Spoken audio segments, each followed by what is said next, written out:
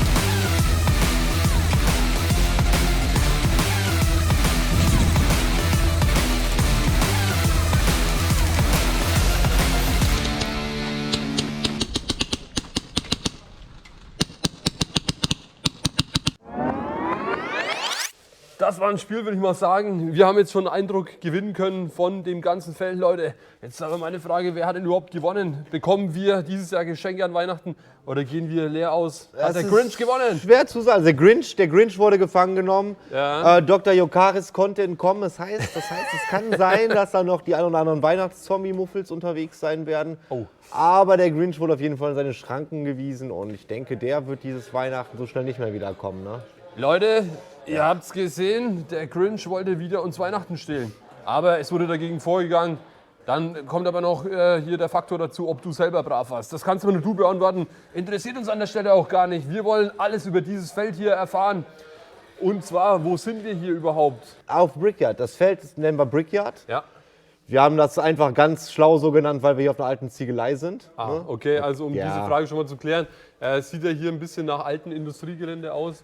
Also war eine alte Ziegelei. Es war eine alte Ziegelei, wo Ziegeln gebrannt wurden in Ja. sehr langen Tunneln. Ja. Eine beeindruckende große Anlage. Wir sind hier auf 85.000 Quadratmetern. Von denen nutzen wir für Airsoft aktuell 35.000, weil die anderen Bereiche sind zurzeit nicht so gut zugänglich. Ja. Und einige sind direkt an der öffentlichen Straße, die benutzen wir dann auch nicht. Aber alles, Ja. was wir so easy jetzt nutzen können, haben wir aktuell schon freigelegt und haben, glaube ich, eine sehr, sehr schöne Vielfalt an verschiedenen Bereichen hier auch Ja, vorhanden. das haben wir jetzt alle schon gesehen. Also Vielfalt wirklich vorhanden, mal was komplett anderes als auf dem klassischen Airsoft-Feld. Leute, ich glaube, ihr habt es gesehen. Also jetzt nicht die klassischen Deckungen aus Holz zum Beispiel oder alte Wohnwägen und so weiter. Hier komplett einfach mal ganz anders. Absolut interessant. Ja, aber wo, wie gesagt, sind wir? Wo müssen die Leute hinkommen? Also, wie heißt der Ort hier? Ja, man nennt es Finnum. Finnum. Es ist der nächstgrößere Ort wäre dann Olfen und dann hätten wir noch eine Stadt, das wäre dann Dortmund. Ah ja gut, die Also soll wir bekannt sind, sein. wir sind ungefähr so, da war eine Viertelstunde vor Dortmund. Okay, also könnt ihr es jetzt geografisch grob einordnen. Aber die genaue Adresse findet ihr auch auf der Homepage. Die Werksteam.com wird sein, da findet man alle Informationen dazu zu den Events auch. ist verlinkt in der Beschreibung wie immer. Also einfach hier auf die Seite gehen und dann ja, findet ihr die genaue Adresse, die Anschrift, wie ihr herkommt. Ah, warum sitzen wir anders? Ganz einfach, weil wir es so wollten. Die Pizza kam, kurze Mittagspause, Ja. Leute, jetzt geht es aber weiter. Wir haben jetzt geklärt, wo wir dieses Feld hier finden, was das Feld mal war. Eine alte Ziegelei, wie gesagt, komplett mal was anderes.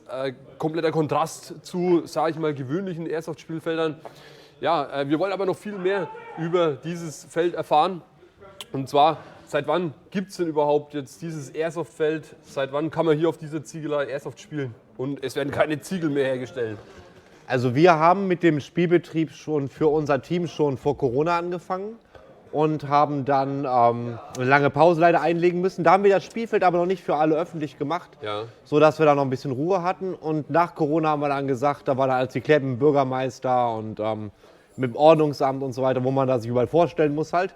Und dann war halt das Ganze geklärt und wir konnten halt für die Öffentlichkeit das Ganze hier zugänglich machen. Also ungefähr jetzt so zwei Jahre ungefähr. Okay, seit 2 Jahren. Und wie oft finden denn hier überhaupt Events statt? Wie oft finden hier Spieltage statt und so weiter?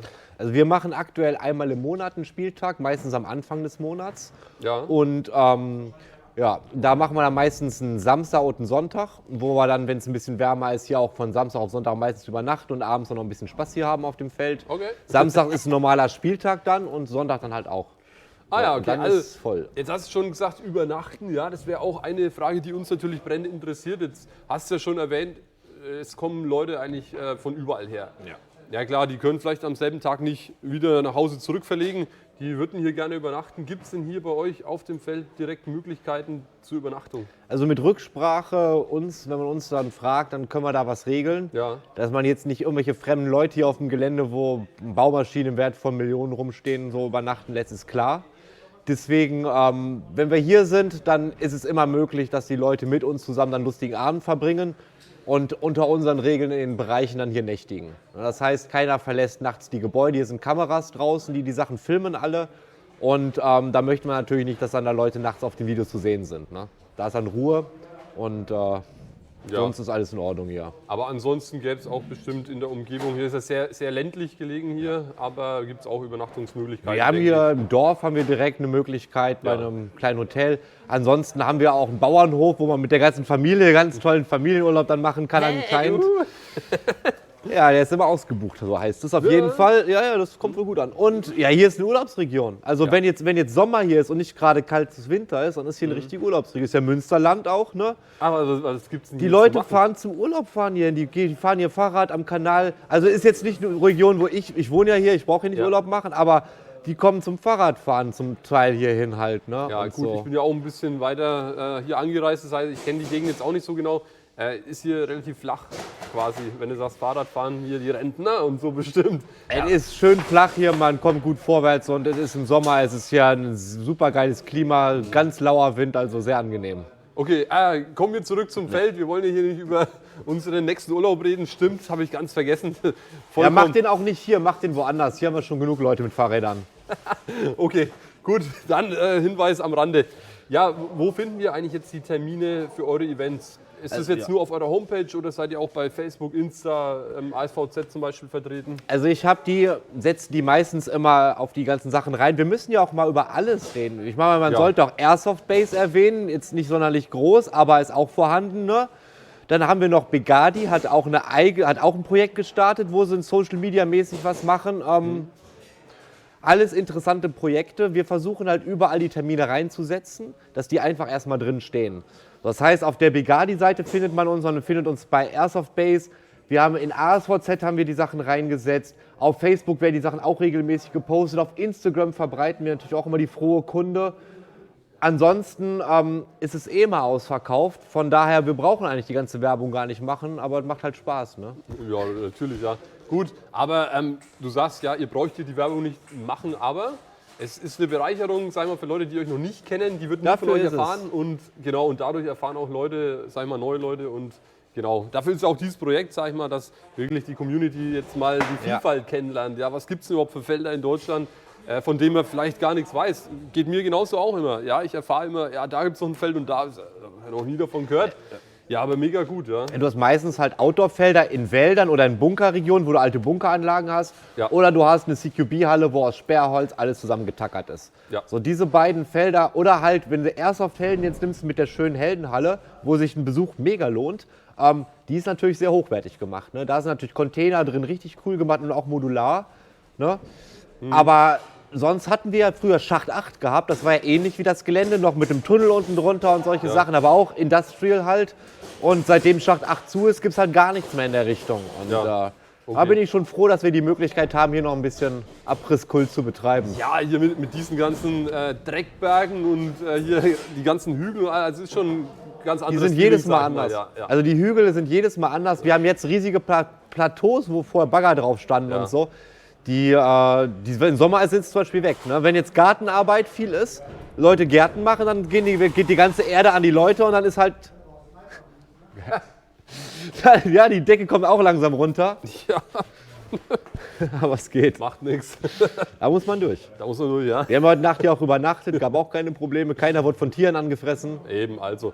Nee, das gehört ja genau zu dem Feeling dazu, ja. Nee, also, sagst du, verändert sich immer wieder das Feld sozusagen. Das heißt, wenn du heute spielst, nächsten Monat kommst du wieder und dann sagst du, hä, bin ich überhaupt richtig? Ist es das gleiche Feld? Ja, so, Wissen halt so die krass ist es nicht. Also wenn du jetzt sagst, du willst snipern, dann hast du auch immer einen Berg, worauf du snipern kannst oder irgendwelche Hügel oder sowas. Nur so ist es jetzt nicht, dass es das gar nicht mehr gibt. Aber es ist halt, es sind halt eine ganze Menge neue Plateaus, man hat eine ganz neue Höhenregionen und so weiter. Deswegen das ist schon Ja. immer wieder anders. Einmal im Monat findet ein Event statt, sagst du? Genau. Nacht-Event auch? Macht ihr auch Das- sowas, dass ihr nachts spielt oder nur tagsüber? Also Nachts-Events sind in Hallen erst auf Fall nett, aber auf großen Outdoor-Geländen sind Nachts-Events ein ganz anderes Kaliber. Wenn du nachts draußen Lampen aufstellst auf dem großen Gelände, um das zu beleuchten, dann siehst du nichts mehr, sobald du einmal in Richtung der Lampe gesehen hast. Schaust du danach woanders hin, du siehst keinen Gegner mehr. Hast Ja. du keine Lampen, schreien die Leute rum, dass es zu dunkel ist. Ja. So in der Halle, da kann man lustig mit lustigen Spaßlichtern, Discolichtern alles so ein bisschen ausleuchten und so. Das geht. Aber hier ist es sehr schwierig. Wir machen das auch untereinander dann mit Leuten, die wir kennen meistens, die hier halt übernachten. Da wird Ja. das dann von Samstag auf Sonntag, wird das dann, auch wenn es was wärmer ist, wird es immer gerne gemacht. Gerade wenn es ein bisschen Sommer ist, du hast einen lauen Sommerabend, ne, da hast du hier mega geil, hast hier bis 11 Uhr noch richtig geil Lichtverhältnisse. Ja. Danach wird es dann erst ein bisschen dunkler. Also im Sommer ist das mega cool, jetzt im Winter sind Nachtgames nicht so cool halt. Ne? Ja, genau. Und nicht jeder hat ja ein Nachtsichtgerät für 10 Millionen Euro. Also ich kenne Und- niemanden, ich kenne keinen einzigen Spieler, der bei Nacht, das sind alles Laberbacken. Ja, ich kenne ein, zwei. Wer benutzt ein Gerät, das nach einem Treffer kaputt ist? Wenn dein Leben davon abhängt, du bist in einem richtigen Einsatz, auf dich wird geschossen. Klare Sache. Beim Airsoft ein Ja, Nachtsichtgerät. doch, gibt's schon, ja. Ja, Aber aber es sind wenige, ja. es sind ganz wenige, es sind meistens Poser. Ihr könnt euch jetzt ärgern, ihr seid 1% der Airsoft-Spieler und ihr seid Poser. Denn man braucht es nicht. Ne? So. Hat er gesagt. Ich habe aber auch eins. Eben, ich sag, vielleicht habe ich ja auch eins. Daher weiß ich das. Daher kann ich das ganz klar sagen. Ich trage das, um zu zeigen, dass ich eins habe. Das Und ist um sehr zu gut. zeigen, dass die anderen es nicht haben. Weil es bringt mir nichts in der Halle. Da hat einer eine Taschenlampe an, ich sehe nichts mehr, ich bin Ja, blind. dann ist natürlich vorbei. Und ne? wenn das Auge sich dran gewöhnt hat, siehst Ja. du das. Und Ja. das Leben hängt nicht davon ab. Kommen wir zur nächsten Frage. Ja, lass mal das besser, die Nachtsichtgeräte weg. Genau, ja. Nee, erzähl mal ein bisschen über eure Events dann so. Welche Spielmodi macht ihr? Heute war ja ein besonderes Event eben. Ja, heute Thunder war sehr vs. viel. Grinch. Ganz genau, also ein Special, sag ich mal. Aber wie sieht es dann jetzt unterm Jahr aus? Macht ihr jedes Mal so ein richtig Special-Event oder ist hier immer eigentlich so Standard-Spielmodi wie Capture the Flag oder ihr habt irgendwas mit Geld, habe ich gehört? Ja, richtig. Also meine Hauptfirma, die stellt Spielgeldattrappen her für Banken, für Stripclubs. Ja, zurzeit sind viele Stripclubs wieder am Start. Ist immer lustig, dann die Okay. zu bearbeiten.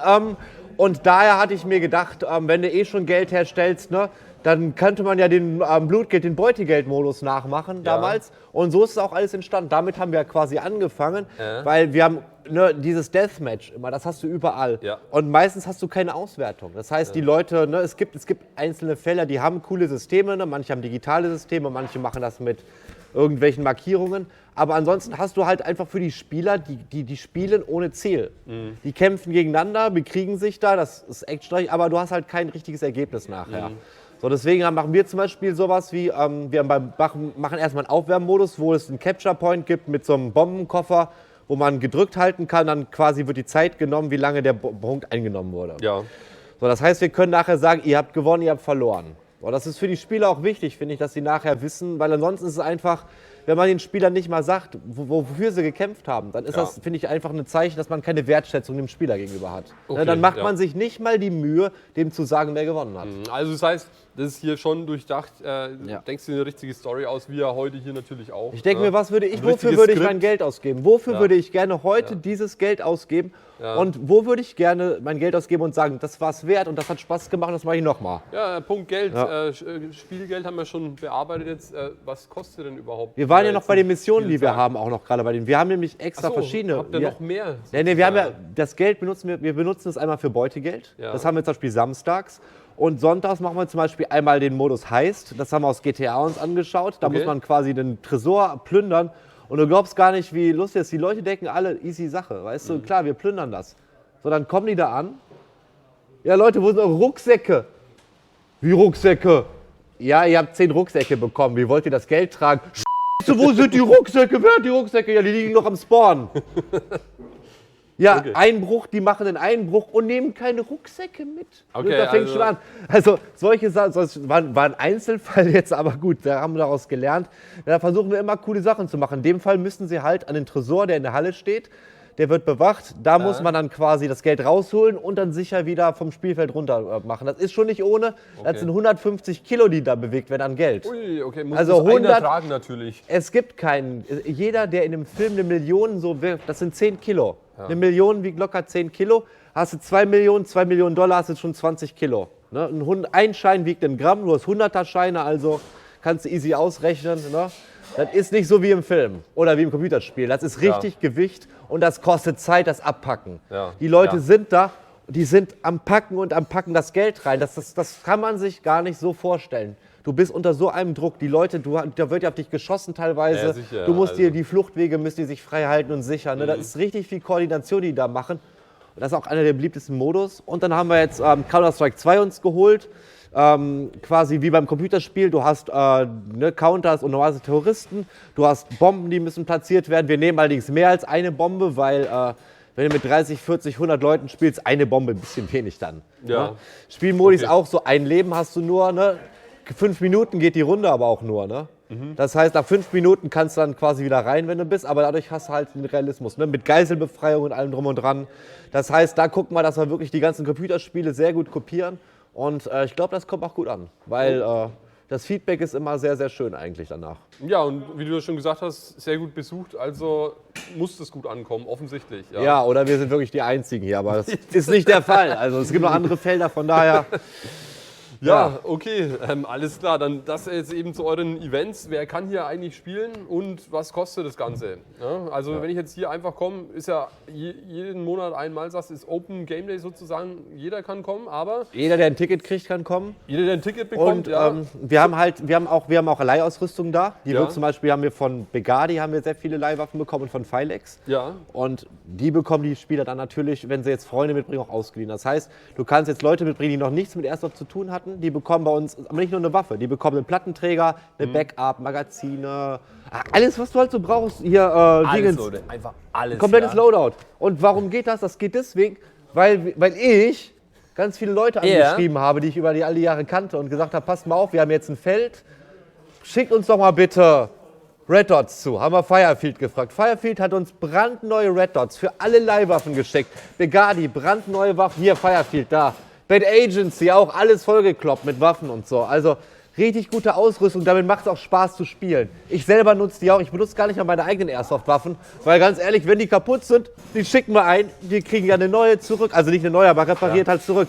Das heißt, mega geiler Support und für die Spieler richtig cool. Die sind jedes Mal alle weg. Also wir haben jedes Mal, ist komplett das Leihsortiment ist ausgeliehen, was für mich heißt, dass wir hier viel für die Airsoft-Szene tun, weil halt neue Leute generiert werden. Das hört sich mega an, natürlich, ja. Das ist ganz klar, ja.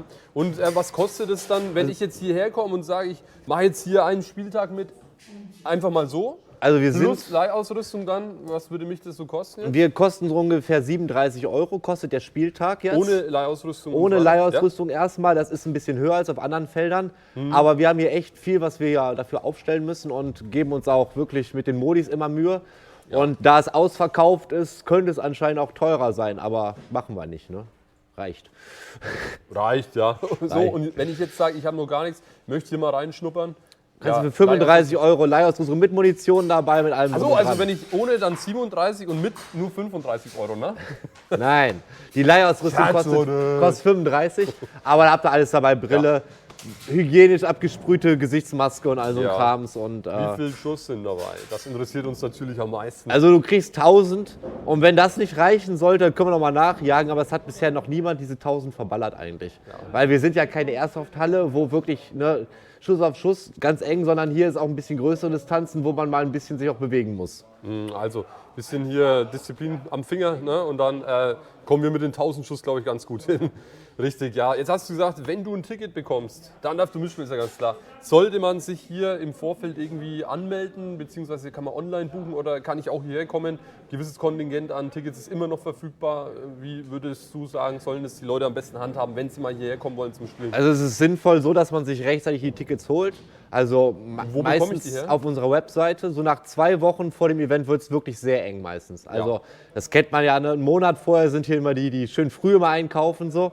Und 2 Wochen vorher, dann wird es schon eng, dann werden schon nach Tickets gefragt manchmal in der Gruppe. Deswegen, wir haben extra eine WhatsApp-Gruppe gemacht, die nennt sich Lagerfeuergruppe. Und dort kann man dann noch Tickets bekommen, wenn es gar keine mehr gibt. Weil wir sagen dann, das sollen die Leute unter sich regeln. Es gibt immer Leute, die sind dann mal krank, die schreiben die rein, ich habe 2 Tickets wegzugeben und meistens werden die dann auch immer direkt genommen. Das heißt, da ist dann auch, da mischen wir uns dann nicht ein, das regeln die Spieler untereinander. Ja. Die schicken uns einfach dann den richtigen Namen zu und wir ergänzen das dann. Okay. So Wenn ist ich es hierher easy. komme, Toiletten sind vorhanden, habe ich selber schon Toilettenwagen gesehen. haben wir Ja, da, ist genau. alles da, Männlein, Weiblein, alles vorhanden. Wie sieht es mit Essen aus? Habt ihr hier ein bisschen auch Verpflegung? Ja, also wir haben das so, wir haben hier das Glück, dass wir eine Fleischerei ungefähr 5 Minuten mit dem Auto entfernt haben. Da gibt es einen Automaten, wir haben Grill da, Kohle da. Also wenn man jetzt nicht Vegetarier ist, dann wird man hier auf jeden Fall satt werden, jederzeit. Ansonsten haben wir hier eine Pizzeria, die liefert, die haben gerade schon Pizza geliefert. Die hiesigen Imbissbuden, Döner, hast du nicht alles gesehen, gibt es alles mögliche hier in der Umgebung. Das heißt, man verhungert hier mit Sicherheit nicht. Ah, das Man ist kann hier natürlich auch sein auch gut, Essen ja. mitbringen, man kann hier kochen, zelten, wenn man Rücksprache hat dann mit uns. Ne? Ist alles kein Problem. Perfekt. So, aber jetzt nochmal auf den Punkt zurückzukommen, wer kann hier spielen? Open Game Day heißt grundsätzlich jeder, aber habt ihr irgendeine Altersgrenze zum Beispiel? Oder Ja, ab 14 darfst du 14? Airsoft spielen Ja. und dann kannst du auch vorbeikommen mit deinen Eltern. Wir haben ja viele, die ihre Kinder mitbringen und so. Und, Ja. ja. welche Waffen sind hier eigentlich erlaubt? Das würde mich jetzt brennend interessieren, bevor ich hier anrücke. Das steht auf der Homepage bei euch, hast du gesagt. Das Ja. heißt, informiert euch, wenn ihr hier anreisen möchtet, hier mitspielen wollt, auf der Homepage. Wie gesagt, ist verlinkt, da stehen alle Begrenzungen. Nicht, dass du hier mit Ja. einer 5 Joule Sniper hier ankommst und dann hier bemerkst, dass nur 2, irgendwas erlaubt ist. Also wie gesagt, vorher informieren. Wie sieht es mit Fahrzeugen aus? Viel wichtiger ist noch ein anderer Punkt. Oh. Wir haben nicht nur die Schussenergie, das Kugelgewicht ist ja auch immer eine Sache. Wenn wir mal 5 Jahre zurückdenken in Airsoft, da hast du mit 20er, 25er, 28er gespielt. Das kannst du überall kaufen. Alles darüber wurde schwierig, wirklich schwierig, das zu kriegen. So, inzwischen kriegst du überall 40er, 45er, 46er, alles nachgeschmissen, kein Problem mehr, Alles, aber früher ja. nicht. So, früher hast du immer mit 20ern gekront, alles easy. Wenn du das jetzt machst, hast du natürlich große Probleme. Deswegen haben wir zum Beispiel das auch so, bei uns, wer eine Langwaffe spielt, die eine Assault Rifle ist, eine AR-15 zum Beispiel, der darf nur bis 32 Gramm spielen. Klar, ich kann mir jetzt eine HPA kaufen, Fusion Engine drin, ne? Hau da 45er BBs rein, die hoppt die. Die fliegen auch über das ganze Feld. Aber das ist nicht Sinn der Sache. Okay, Ganz also- einfach. Das mache ich auch. Das habe ich früher auch auf der Dark Emergency gemacht. Wir haben 117 Kills in Folge gemacht. Keiner kam an uns ran, weil wir tonnenweise diese BBs hatten. Ne? Das ist nicht Sinn der Sache. Okay, also ne? Begrenzung auf 0, Das ist Pay to Win. Das ist, 0,32 Gramm BBs, mehr ist hier nicht erlaubt. wir hatten 4 Joule gehabt ich meine oder so jetzt 4 ist, nach dem Chrono da. nicht mehr ne? erlaubt, Also, ja, sozusagen. wir haben 32er für AR. Für Full Autos nehmen wir 25er, ne, für Ja. Backups und so weiter. Und Sniper darf dann nach oben hin natürlich ein bisschen mehr. Okay. Und natürlich Biokugeln, ja, nur gewisse Marken erlaubt? Oder Alles nur bei ist euch hier zu erwerben erlaubt. oder alles? Mit Bio nehmen wir nicht ganz so ernst, weil wir Ja. hier ein Unternehmen sind. Also alles, was hier auf dem Boden landet, wird auf den Haufen gekehrt und dann weiterverarbeitet. Also Ja. ist hier in dem Fall ist es nicht schlimm. Aber wir spielen trotzdem natürlich Bio, weil wir wollen ja gut Vorbilder sein und wir wollen auch nicht, dass einer irgendwie was Falsches denkt. Ne? Ja, klar. Aber in unserem Fall, weil wir haben hier komplette Betonflächen und so, das ist nicht ganz so schlimm. Okay, also. Das heißt Granaten und so, wenn einer mal so eine mit 1,2 so eine Granate da wirft, weißt du, dann Ja. ist halt Regenbogen. Ne? Dann ist dem so, ja. Ja, Granate hast du jetzt angesprochen. Ist eigentlich bei euch auf dem Feld hier Pyrotechnik erlaubt? Wir haben ja schon gesagt, dass wir sehr häufig neue Spieler haben. Ja. Und wenn man jetzt ein neuer Spieler ist und kriegt so einen Böller und dann landet neben einem, dann ist das wirklich das ist toll für den, der den wirft, ne? Der freut sich. Aber der andere hat kein schönes Spielerlebnis. Nee. So, und wenn wir haben Events, da sagen wir ganz klar, das ist erlaubt.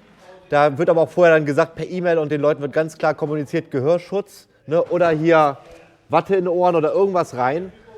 Das Aber brauchst du, einfach so, dass du hier hinkommst und läufst Gefahr, das gibt's nicht. Ja. So, weil es gibt genug im Airsoft, womit man das abdecken kann. Und alles darüber hinaus, ne, das ist, da kann viel daneben gehen und wir wollen einfach die Spieler diese Gefahr nicht aussetzen. Ja, macht Sinn, ja, weil, wie gesagt, die Dinger sind ja echt nicht leise. Ne? Da reden wir schon teilweise bis 120 Dezibel und so weiter. Und wenn du das direkt neben Und deinem jeder Gesicht, will sag ich genau mal, hast, treffen. Ja, genau. Dann Jeder will das Ding unter dem Hintern vom anderen platzieren. So ist es einfach. Ja, genau. Also kann man gern machen, dann nur mit Gehörschutz, aber wie du sagst, macht Sinn. Absolut sehe ich so, was du sagst. Neue Spieler und so weiter, die erstmal hier reinschnuppern wollen, die kommen danach nicht mehr. Ja, das war's dann für die. Ja, ganz genau. Okay, also Pyro ist nicht erlaubt, Rauch ist hier erlaubt.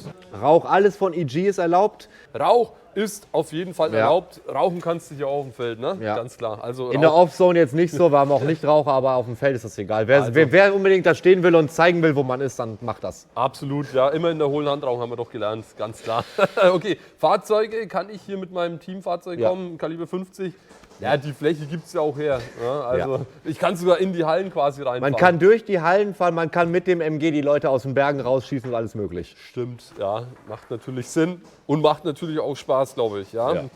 Okay, so, wie wäre ich denn aber vom Feld geschmissen? Was gibt es denn hier für Regeln, für Grundsätze, die ich auf jeden Fall hier beachten muss? Also das häufigste, was wir halt haben, ist nicht Highlanderei, sondern Abstandsverletzung. Dass die Leute einfach nicht einschätzen können, wie nah sie ihre Waffen vor allem sind. hier innen, denke ich mal, oder? Innen und in den Hallen. Wir haben häufig, du hast Leute, die stehen mit der Langwaffe in der Halle und es wollen Leute in die Halle rein. Und die stehen 5 Meter am Tor und schießen halt dann auf Leute, die ins Tor reingehen. Weißt du? Das ist halt, da werden die halt ermahnt. Oder einfach Leute, die nicht nachdenken. Ne? Ja. Oder manchmal ist es auch einfach so, die sind dann so im Spiel drin, dass sie es nicht merken. Das heißt, das ist das Häufigste, weswegen wir die Leute ermahnen. Und wenn das jetzt mal vorkommt, ist das okay. Wenn wir merken, dass diese Person, der das völlig egal ist, was wir das sagen, man merkt auch die Reaktion an den Leuten, ne? Dann, die Leute werden aber alle auf Seite genommen, also hier wird keiner irgendwie vor allen Leuten niedergemacht oder so, das gehört sich einfach nicht, sondern die werden in Ruhe auf Seite genommen, wird gesagt, hey, guck mal, oder es haben sich Leute da beschwert vermehrt, ne, guck doch mal, weißt du, vielleicht merkst du das noch nicht so richtig oder vielleicht, ne, aber wir gehen zu keinem hin und sagen, du bist ein Highlander! Ja, hier, komm, mal vor allem hier präsentieren und dann... Wenn du das einem sagst, dann sind die sofort allen auf den Schlips gedreht, weil da ist keiner Bock drauf. Ja, aber hast ja gesagt, ist natürlich richtig, den zur Seite nehmen. Also wir mussten noch keinen vom Feld dauerhaft schmeißen. Ja. Wir haben Leuten gehabt, die haben wir mal auf eine Pausenbank gesetzt für eine Zeit, dann war wieder gut. Die Pausenbank wie in der Schule damals. Ja, denen ist dann klar, dass sie über ihre Strecken Jochen, mach mal hier kurz Pause, 3 Minuten, dann kannst du wieder zu den anderen Kindern mit zum Spielen kommen. Wenn die schwer zu töten sind, ne, wir haben ja auch die Orgas, die gucken manchmal auch mit den Waffen dann machst du da nichts. Ne? Dann nimmst du die Leute raus und dann müssen die halt mal sich ein bisschen besinnen. Richtig, genau hier. Dann müssen sie sich besinnen und dann kannst du wieder mitmachen. Also, okay, also das sind hier so die Regeln. Abstandsregeln hast du gesagt hier. Ich glaube, mitbekommen zu haben, ihr habt ja auch im Gebäude auch die Regeln nur Backup-Waffen bzw. Langwaffen nur in den Gängen. Schulen und so weiter in den Gängen. Ja, In weil den du da Gängen einfach diese Abstände hast keine. nicht. Du hast hier nur ein langes zwangsläufig- Förderband, da hast du es, aber ansonsten nirgendwo. Ja, immer kurze Distanzen, eigentlich zwangsläufig und von dem her ergibt es nur Sinn, ja. Muss man halt dran denken, bitte, ne? Aber ja. Ja, aber das ist es ja auch gerade, ne? Langwaffe, Wechsel und so weiter, ne? Das ist halt Skill. Ja, genau. Auch irgendwo. Muss man halt ein paar Mal Wir haben gemacht halt wirklich haben, Leute gesehen, ne? Auch in den Hügeln. In Hügeln gehst du auch mit Langwaffe meistens rein. Wenn du da Gräben hast, da sitzt einer drin, dann kannst du dich von oben da abballern. Das ist einfach, kannst du machen, das ist aber echt ein Dickmove. Ja, Also. das stimmt, ja. Dann lieber sagen so, hallo, hier bin ich und muss der andere so fair sein und sagen, okay, du hättest mich jetzt getroffen. Wenn du auf ihn zielst mit der Langwaffe, du kannst den Schuss auslösen, es ist auch Bängen möglich. Ja, Aber man muss es jetzt nicht. Ne? Ja. Wenn wir jetzt natürlich jemanden sehen, der allen Leuten aus dem Meter auf den Kopf schießt, dann wird er auch mal rausgenommen. So. Aber haben wir alles eigentlich gar nicht da. Ne? Ja. Was wir aber richtig häufig haben, sind Pseudo-Highlander. Das sind Leute, also die denken, sie treffen, aber sie treffen gar nicht. Weil die Waffe nicht weit genug schießt. Du hast hier hohe Distanzen und du siehst einfach nur, dein Red Dot reicht auch nicht weit genug, weil es halt nur ein Red Dot. Du denkst die ganze Zeit, du triffst die, aber das kommt 3 Meter vorher runter und dann beschweren die Leute. Das haben wir hier richtig häufig. Da sagen wir mal, geh mal näher ran. Probier mal, das sind keine Highlander. Du musst einfach näher rangehen oder deine Waffe ist zu schwach. Was? Nee, Nein, meine das Waffe, kann nicht so sein. Mördergerät. Ja, aber auf 50, 100 Meter oder auf 80 Meter ist die auch noch so. Ne? So, und das muss man dann auch spüren. Ja. Deswegen, so viele Highländer gibt es gar nicht. Ja, okay. Ja, wie du gesagt hast, weil hier echt lange Distanzen sind, Ja. mit wenig, also es ist keine Bäume, irgendwas dazwischen, wo man sagt, bei manchen Geländen, sag ich mal, dass du gar nicht auf solche Distanzen überhaupt die Chance hast zu wirken, den anderen zu sehen sozusagen, aber hier wirklich sehr weitläufig und dann, ja, Du hast dann kann ich mir lange schon vorstellen, dass Distanzen. sowas ist, ja. Schnitt. Okay, wie sieht es denn hier aus, wenn ich mein Spiel filmen möchte? Kann ich hier filmen auf dem Feld? Ohne Ist es Probleme. erlaubt, oder? Wir möchten nur nicht, dass die Kennzeichen der Baufahrzeuge, weil es halt angemeldete Fahrzeuge sind, dass die drauf sind. Ansonsten ist es hier kein Problem. Auch Drohnenaufnahmen hier auf dem Land ist alles erlaubt, alles möglich. Freuen die Leute sich sogar, wenn sie ein Bild von ihrem Haus haben, ja. Ja, genau. Hier kannst du dir für den nächsten Urlaub in der Familie rumzeigen. Ne? Hier hat er ja gesagt, wir sollen hier zum Urlaub herkommen. Ne? Nein, wir haben hier so viele Fahrradfahrer, die alle nicht Fahrrad fahren können. Das ist ganz schrecklich. Achso, ja, dann doch nicht. Ja, okay. Gut, wie sieht es denn aus für die Zukunft? Also, ihr habt ja schon hier echt ein großes Feld mit sehr vielen Möglichkeiten. Ist für die Zukunft hier irgendwas geplant? Große Projekte, Umbauten oder sonst irgendwas? Also wir haben vor, dass wir die Offzone in einen anderen Bereich verlegen, wo wir ein bisschen zentraler in den Hallen hinten drin sind. Und von der aus kommt man besser überall hin. Außerdem ist es dann deutlich sauberer. Ne? Wir haben hier ein Erdverarbeitungsunternehmen, das heißt, die sieben hier Erde. Das ist im Winter lustig. Im Sommer hast du hier Staub, Böen, das ist, als wenn du hier in einem Wüstensturm teilweise hast, wenn dir mal der Wind am Anfang durchgeht.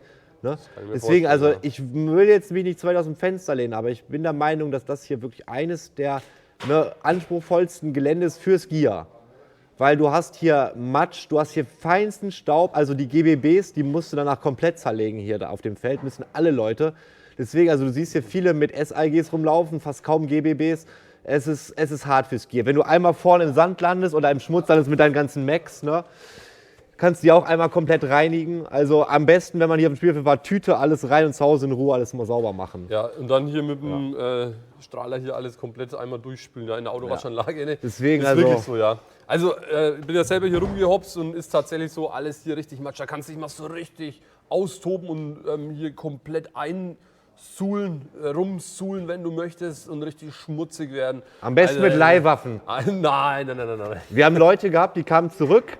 Ich guck rein, der gesamte Lauf vorne voller Erde. Ich so, was hast du gemacht? Ja, ich bin einen Berg runtergefallen. Ey, wir haben die Waffe komplett genommen, eingepackt, an Begadi zurückgeschickt und dann kam eine Woche später das Ding gereinigt zurück. Irgendein armer Kobold musste da wohl das ganze Ding dann zerlegen, aber 1A danach wieder. Deswegen also sind wir mega dankbar für die ganzen Leihwaffen. Ansonsten, also würden wir es auch nicht machen. Wenn wir die nicht wirklich umsonst bekommen würden von Begadi und von Filex, wäre das nicht möglich. Auf gar keinen Fall. So viel wieder kaputt geht. Backups. 5 neue Backups gekauft, ne? 4 sind den Leuten runtergefallen. 4 Stück, die hatten Holster. Trotzdem kriege ich 4 kaputte Backups zurück. Und gleich kaputt, oder was? Einen Tag gespielt, alle kaputt. Nee, das ist natürlich nichts, ne? Das will man natürlich nicht haben, ja. Sind den Leuten alle auf dem Asphalt runtergefallen. Es sind auch, gut, das waren jetzt günstige Backups, so Zymergen 2, ne? Aber trotzdem, Ja, ist ja trotzdem schade, sag ich mal drum, ne? ja. Ja, cool. Dann würde ich mal sagen, fertig, oder? Ja. Nee, in diesem Sinne, Leute, bedanke ich mich natürlich bei dir, bei euch recht herzlich, dass ich hierher kommen durfte, dass ich hier einen Eindruck gewinnen durfte, dass du Rede und Antwort gestanden bist, hier unsere Fragen beantwortet hast über das Feld, über euch. Und ich denke, wir wissen jetzt alle mehr und es spricht alles nur dafür, hierher zu kommen, sich selber das ganze Feld mal anzuschauen und einfach mal hier mitzuzocken. Es macht hier richtig Fun. Da kannst du dich mal richtig austoben und hast einfach mal einen richtig krassen Kontrast zu anderen Feldern, sage ich mal, zu gewöhnlichen Feldern und macht einfach Spaß. Deswegen, Leute, einfach hier kommen. In diesem Sinne Wir haben noch sage ich noch nicht Tschüss, weil er noch was sagen will. eine kleine Sache haben wir nämlich noch. Ja, Weiß kaum einer. Das ist nicht das einzige Feld. Wir haben den Luxus, wir hätten noch ein anderes Feld, das hat 45 Hektar. Es war ein bisschen groß und das ist mir eine Nummer zu groß noch. 45 Hektar ist so Dark Emergency Größe ungefähr, meine ich jedenfalls. Das ist zu krass. Und wir haben auch noch eine Bunkeranlage hier irgendwo, die haben wir auch noch nicht besichtigt. Das würde auch noch gehen. Also nicht nur das Gelände hier, aber hier ist halt einfach ganz gut, wie es jetzt ist. willst du damit sagen, dass das vielleicht in Zukunft kommen wird? Ich will damit sagen, dass wir vielleicht noch mal ein paar Specials machen werden. Okay. Ne? Aber ich will noch nicht zu viel verraten. Oh, Weil wir haben hier wirklich das Glück, dass wir ein ganz tolles Rathaus haben, um das mal so zu sagen, mit ganz tollen Leuten da drin. Und die ermöglichen uns das hier alles, dass wir hier überall alles nutzen können. Das heißt, wir arbeiten hier eng mit dem Ordnungsamt zusammen, mit den Behörden. Und es gibt hier halt auch Gelände, die nicht genutzt werden, die der Stadt gehören und die Stadt halt dann sagt, dann macht doch einfach mal. Okay, Leute, So. also das heißt, da wird noch so einiges wohl kommen, denke Ja. ich mal. Und wenn ihr auch denkt, hey, Airsoftfeld machen geile Sache, kommt ihr aus einer Stadt wie Dortmund, Düsseldorf, Köln, vergesst das. Keine Stadt, die groß ist, hat Interesse daran, da kümmert sich auch keiner um euch. Wenn ihr Felder sucht oder machen wollt, sucht euch das kleinste Dorf, das ihr finden könnt. Und seid nett zu den Leuten da. Dann läuft das. Eine große Stadt, wir haben in Dortmund gesehen, wir haben Lasertag zugemacht bei uns nebenan, weil das gewaltverherrlichend war, weil das Kriegsspiel war. Lasertag, bunt blinkend in Dortmund. Ja, gut. Deswegen gibt es auch keine Felder in großen Städten. Weil die großen Städte einfach sagen, wollen wir nichts mit zu tun haben. Naja, Und wenn die da sind, gibt es Gegeninitiativen meistens okay. schnell.